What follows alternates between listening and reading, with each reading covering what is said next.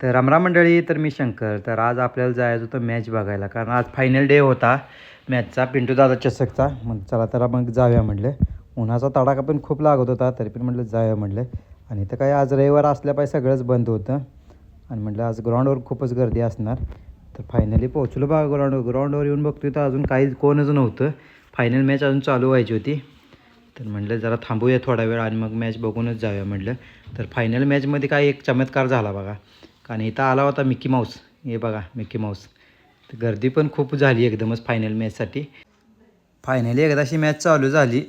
4:30-5 वाजत आले होते, तरी पण उन्हाचा तडाखा बघा किती लागत होता.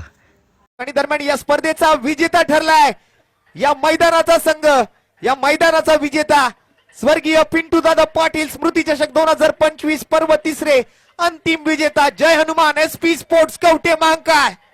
तर फायनली आजचा ब्लॉग कसा वाटला नक्की कमेंट करून सांगा. थँक्यू.